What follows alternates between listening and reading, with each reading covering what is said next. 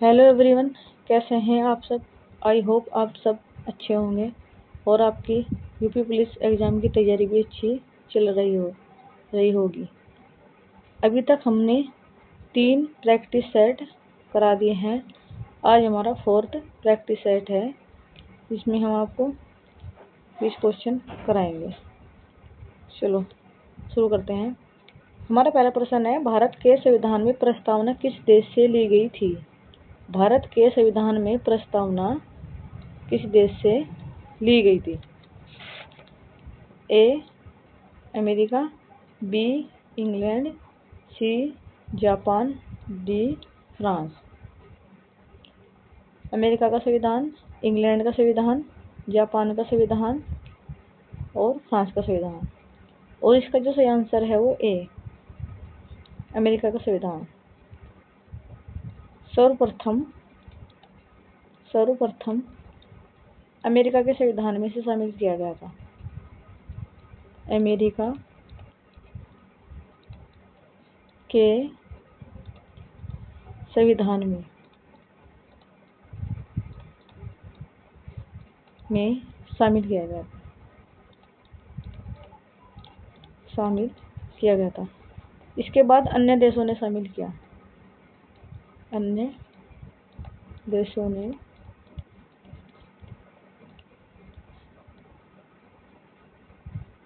ने अपने संविधान में शामिल किया। अपने संविधान में शामिल किया।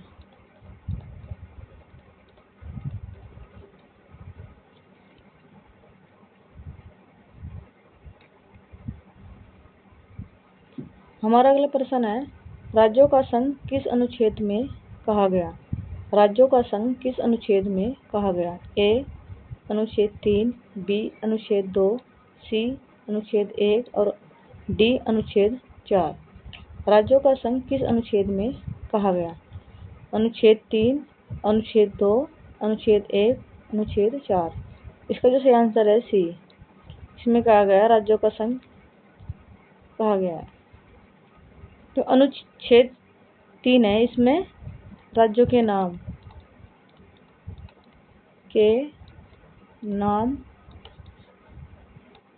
क्षेत्रफल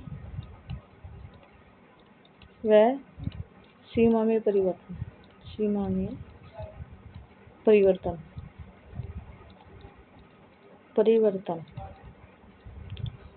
अनुच्छेद 2 है, नए राज्यों की स्थापना। नए राज्यों की स्थापना।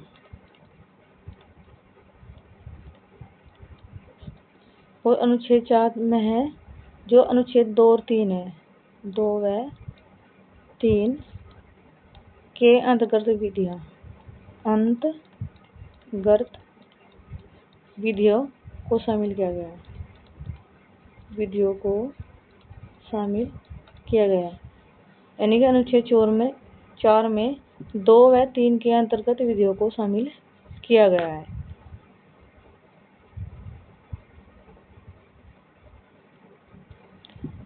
अगला प्रश्न है, भारत में किस तरह की नागरिकता है। भारत में किस तरह की नागरिकता है। ए दोहरी नागरिकता, बी एकल नागरिकता, सी इकहरी नागरिकता और डी वंशीय नागरिकता। भारत में किस तरह की नागरिकता है। दोहरी नागरिकता, एकल नागरिकता, इकहरी नागरिकता और वंशीय नागरिकता। और इसका जो सही आंसर है वो बी एकल नागरिकता भारत में शामिल है। भारत की इसे इकहरी नागरिकता भी कहा जाता है। जो दोहरी नागरिकता है वो अमेरिका में है। अमेरिका में दोहरी नागरिकता है। राज्य और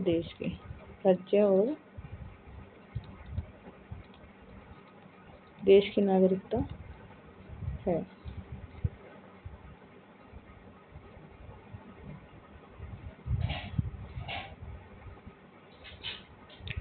हमारा अगला प्रश्न है, विधि के समान समानता किस अनुच्छेद में आता है। विधि के समान समानता किस अनुच्छेद में आता है। ए अनुच्छेद 17, बी अनुच्छेद 15, सी अनुच्छेद 14, डी अनुच्छेद 18। विधि के समान समानता किस अनुच्छेद में आता है? ए अनुच्छेद 17, बी अनुच्छेद 15, सी अनुच्छेद 14 और डी अनुच्छेद 18। इसका जो सही आंसर है वो है सी अनुच्छेद 14। अनुच्छेद जो 17 है इसमें छुआछूत का अंत है, छुआछूत का अंत। 15 है धर्म व जाति के आधार पर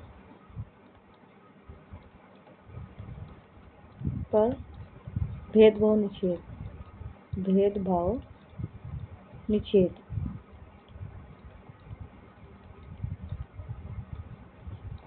और जो अनुच्छेद 18 है यह है उपाधियों का अंत।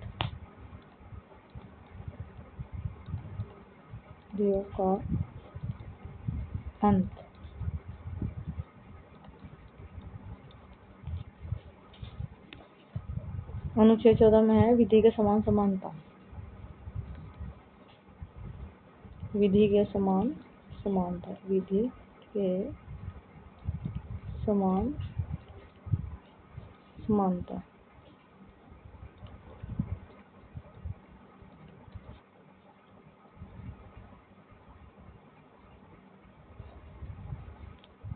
हमारा अगला प्रश्न है गीत गोविंद पुस्तक किस लेखक ने लिखी है? गीत गोविंद पुस्तक किस लेखक ने लिखी है? ए राजशेखर, बी जयदेव, सी चरक, डी सोमदेव।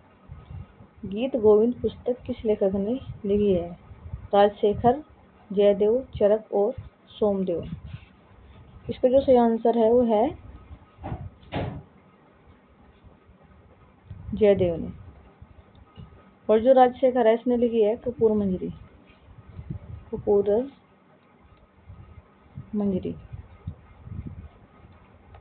जयदेव की है गीत गोविंद। चरक ने लिखी है चरक संहिता।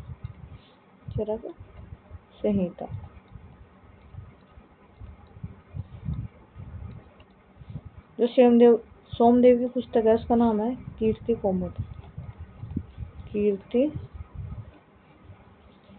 कौमुदी।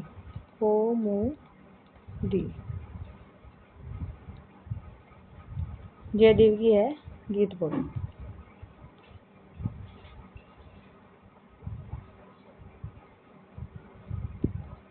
हमारा अगला प्रश्न है राजतरंगिणी पुस्तक किस लेखक ने लिखी है? राजतरंगिणी पुस्तक किस लेखक ने लिखी है? ए हर्षवर्धन, बी ये विष्णु शर्मा, बी विष्णु शर्मा, डी भारवी, सी भारवी, डी कल्हण। राजतरंगिणी पुस्तक किस लेखक ने लिखी है? हर्षवर्धन, विष्णु भट्ट, भारवी और कल्हण। इसका जो सही आंसर है वो है कल्हण। इसने राजतरंगिणी पुस्तक लिखी है। जो हर्षवर्धन है इन्होंने लिखी है नागानंद, प्रियदर्शिका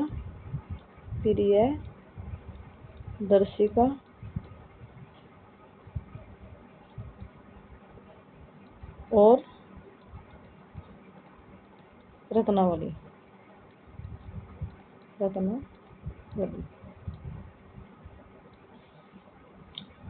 विष्णु शर्मा इसने लिखी है पंचतंत्र। ये इसकी बहुत ही प्रसिद्ध किताब है। भारवी इन्होंने लिखी है किराता जूर नियम पुस्तक लिखी है। कल्हण ने लिखी है राजतरंगिणी पुस्तक।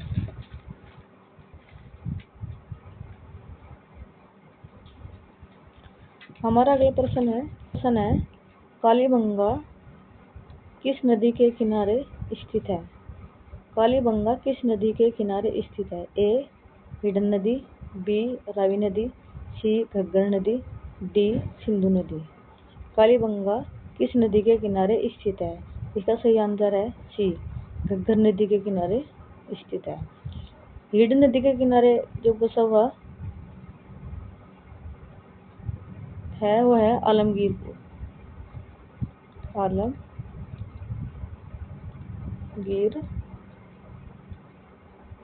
आलमगीरपुर ये है उत्तर प्रदेश में।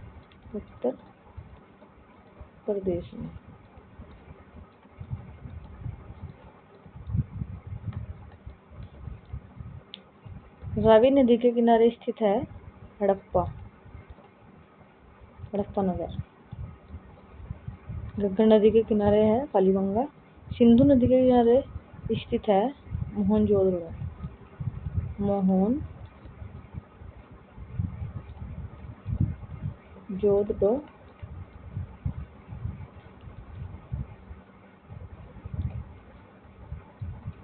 चन्हुदड़ो व कोटा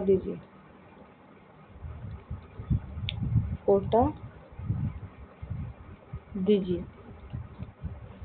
ये तीनों सिंधु नदी के किनारे स्थित है।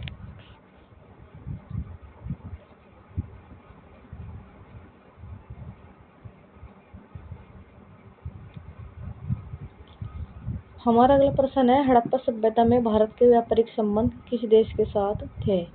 हड़प्पा सभ्यता में भारत के व्यापारिक संबंध किस देश के साथ थे?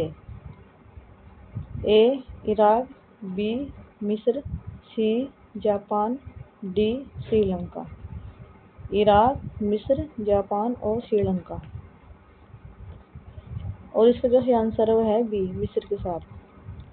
मिस्र की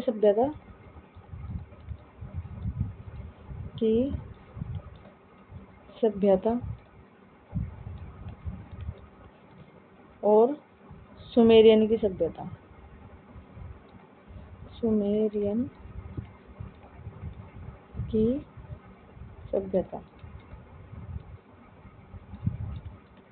इन दोनों के साथ हड़प्पा सभ्यता के समय भारत के व्यापारिक संबंध थे।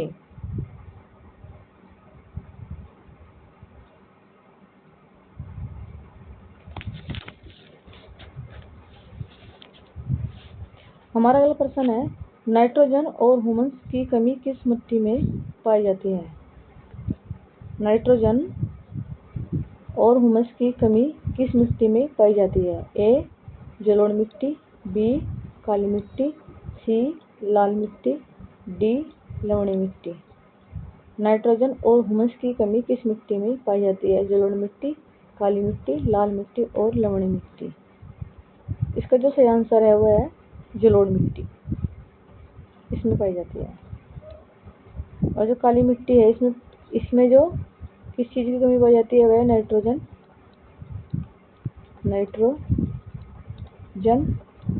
पोटास, फास्फोरस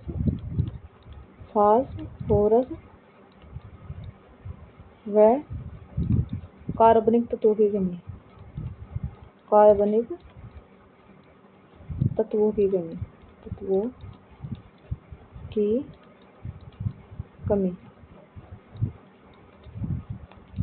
और जो लाल मिट्टी है इसमें जो कमी पाई जाती है वह है नाइट्रोजन,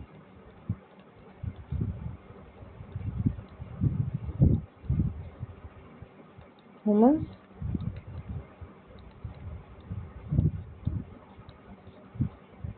व फास्फोरस।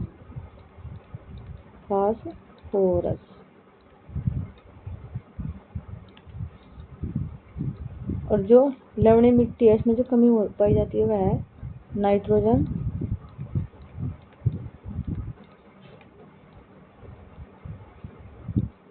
व फास्फोरस की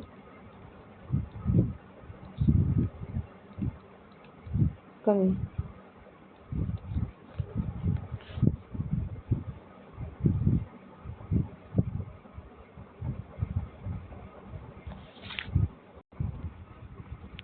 हमारा अगला प्रश्न है, भारत की सबसे बड़ी लेगून झील कौन सी है?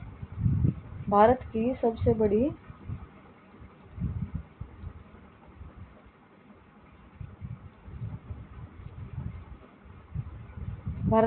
बड़ी लेगून झील कौन सी है?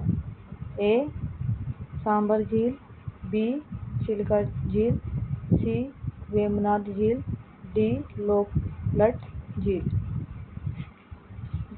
भारत की सबसे बड़ी लेगून झील कौन सी है? सांबर झील, चिल्का झील, वेमनाथ झील और लोकटक झील। इसका जो सही आंसर है वो है सांबर झील। यह राजस्थान में है। यह राजस्थान में है। अतः स्थलीय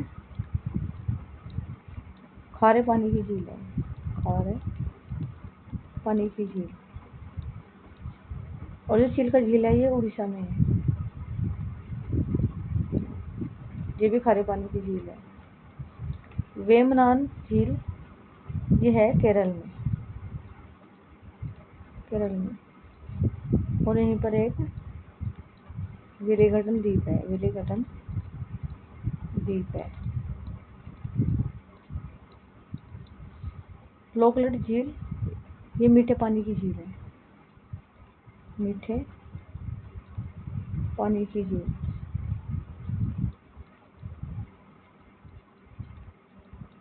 ये है मणिपुर में।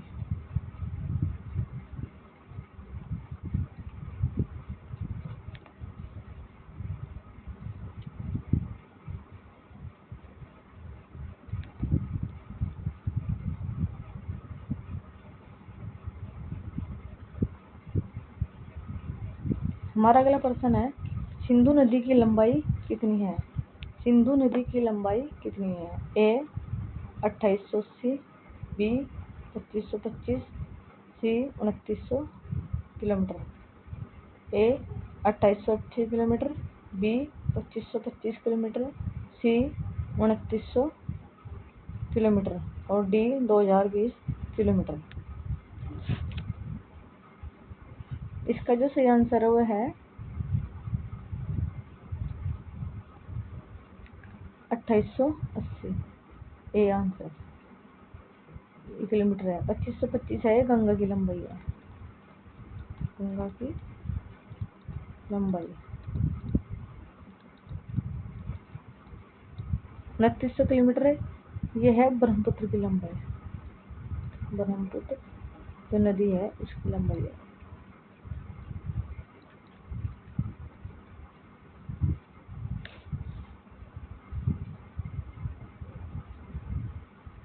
और इसी नदी पर विश्व का सबसे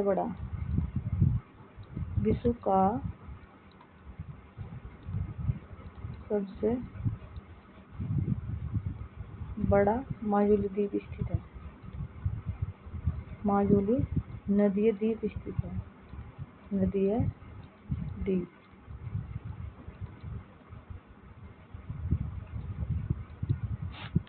ये माजुली जो द्वीप है ये है असम में है। असम में।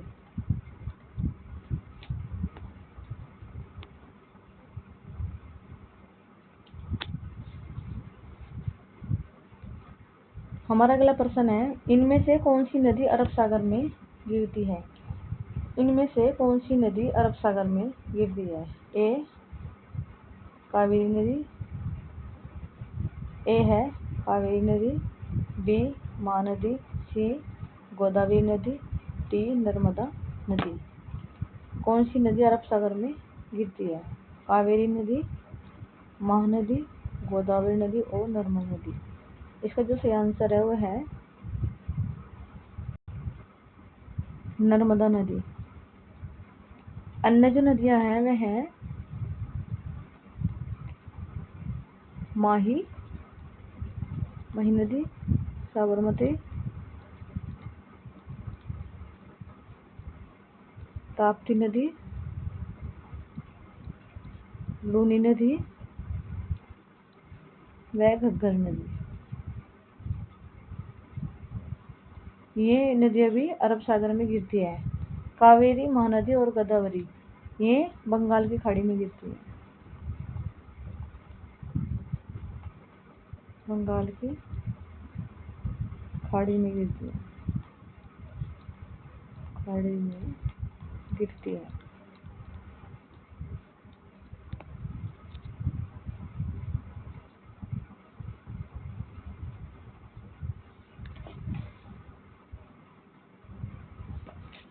हमारा अगला प्रश्न है, खेलो इंडिया जल महोत्सव 2025 का पहला संस्करण किस राज्य में हुआ था? खेलो इंडिया जल महोत्सव 2025 का पहला संस्करण किस राज्य में हुआ था? हुआ है, अब तो बीत गए, हुआ था हिमाचल प्रदेश, जम्मू कश्मीर, पंजाब और लद्दाख। ए हिमाचल प्रदेश, बी जम्मू कश्मीर, सी पंजाब, डी लद्दाख। इसका जो सही आंसर है वो है जम्मू कश्मीर, डल झील में। डल झील श्रीनगर में हुआ था। इसका जो सुंदकर था, सुंदकर होता हिमालयन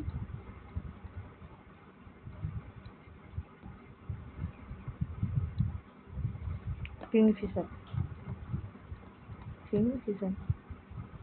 ये वहाँ का एक पक्षी था। ये वहाँ का एक पक्षी है। इसमें जो प्रथम रैंक आई है वही है मध्य प्रदेश की। और जो उत्तर प्रदेश की जो रैंक है वो है 4th। ये है उत्तर प्रदेश की रैंक। उत्तर प्रदेश की रैंक।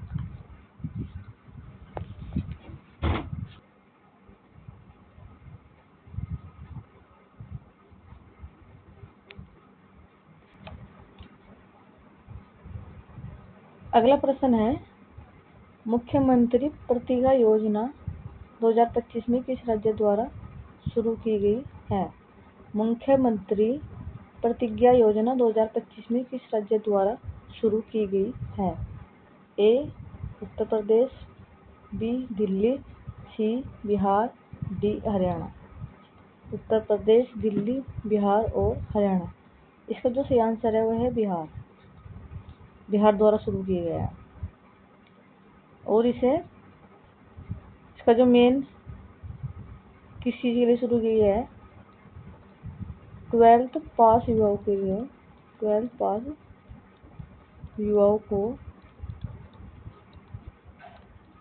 इंटर्नशिप की सुविधा,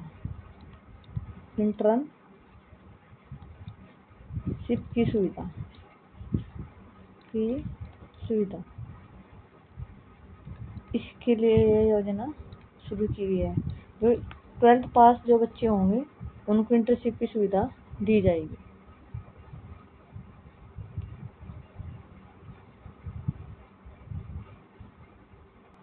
हमारा अगला प्रश्न है, भारत की पहले खनन पर्यटन योजना किस राज्य ने शुरू की है? भारत की पहले खनन पर्यटन योजना किस राज्य ने शुरू की है? ए मध्य प्रदेश, बी झारखंड, सी बिहार, डी छत्तीसगढ़। मध्य प्रदेश, झारखंड, बिहार और छत्तीसगढ़। इसका जो सही आंसर वह है बी, झारखंड द्वारा शुरू की गई है।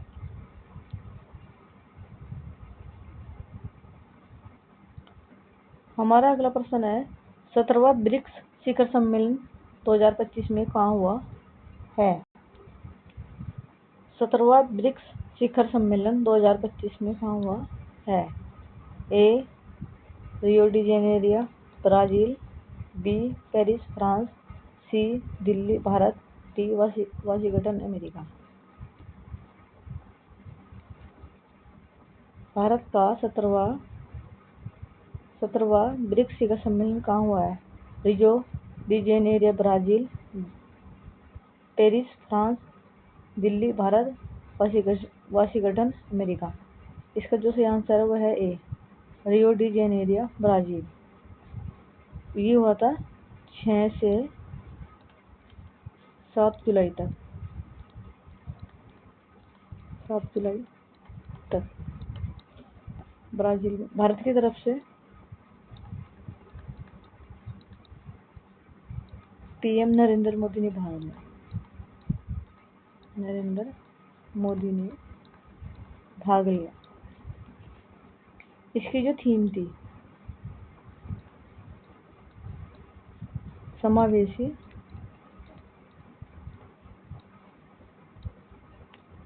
एवं टिकाऊ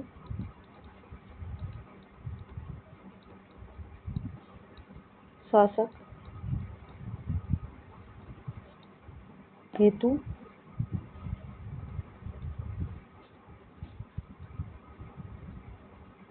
वैश्विक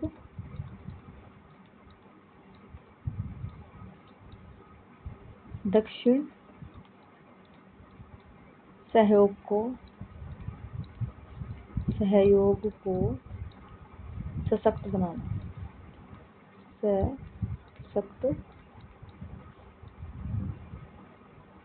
सशक्त बनाना, ये इसकी थीम थी।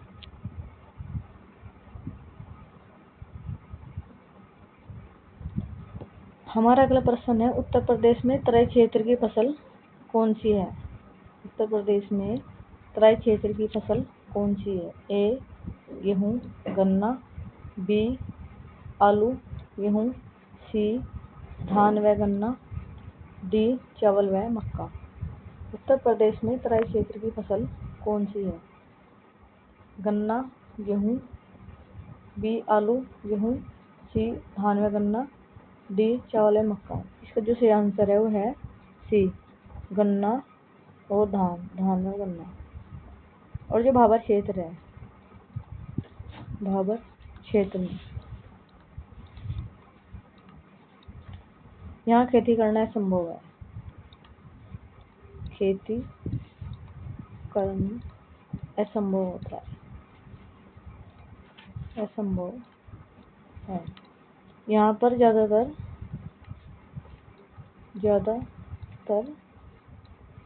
झाड़ियाँ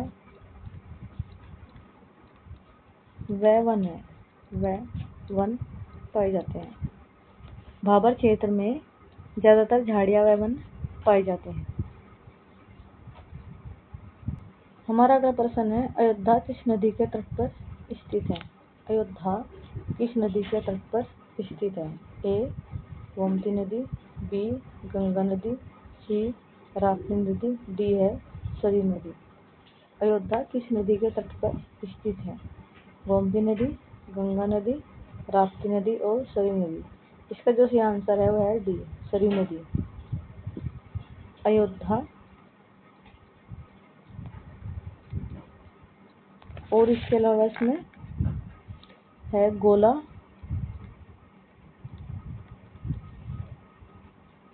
एक है बरहलगंज, ये नगर हैं सरयू नदी के। अगर हम गोमती नदी की बात करें तो जो इसके किनारे हैं वो है लखनऊ,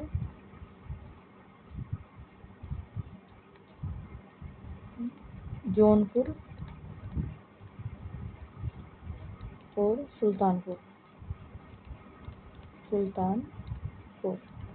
ये गोमती नदी के किनारे स्थित है। गंगा नदी इसके किनारे पर है इलाहाबाद,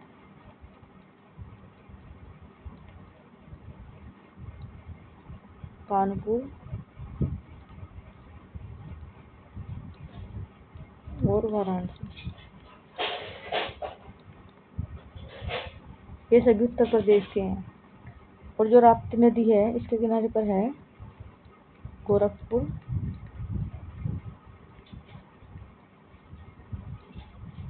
व बरहज। ये सभी नगर उत्तर प्रदेश के हैं। ये नदियाँ उत्तर प्रदेश में बहती हैं।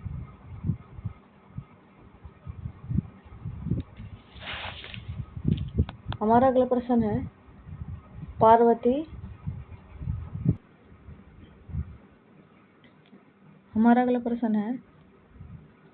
पावर पार्वती व ये अर्घ है। अर्घाताल किस जिले में है? पार्वती व अर्घाताल किस जिले में है? ए गोंडा जिला, बी झांसी जिला, सी आगरा जिला, डी मुजफ्फरनगर जिला। गोंडा जिला, झांसी जिला, आगरा जिला और मुजफ्फरनगर जिला। इसका जो सही आंसर है वो है ए। यहाँ पर ही पार्वती व अर्घाताल स्थित है। अगर हम झांसी की बात करते हैं, यहाँ लक्ष्मी ताल है। लक्ष्मी ताल। आगरा जिले में है कीमठ ताल। कीमठ ताल। मुजफ्फरनगर जो जिला है यहाँ पर है सुकरताल। सुकरताल।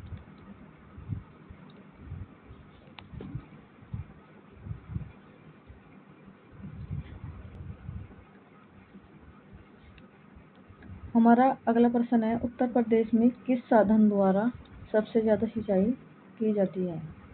ए नहरों द्वारा, बी ट्यूबवेल द्वारा, सी नलकूपों द्वारा, डी तालाबों द्वारा। उत्तर प्रदेश में किस साधन द्वारा सबसे ज्यादा सिंचाई की जाती है? नहरों द्वारा, ट्यूबवेल द्वारा, नलकूपों द्वारा और तालाबों द्वारा। इसका जो सही आंसर है वह सी नलकूपों द्वारा। 80% जो सिंचाई है उत्तर प्रदेश में वह नलकूपों द्वारा की जाती है। जो नलकूप है 20वीं शताब्दी की देन है। 20वीं शताब्दी की देन है।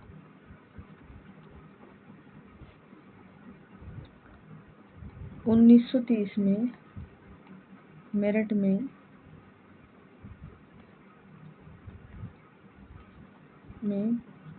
इसका प्रयोग हुआ था उत्तर प्रदेश में।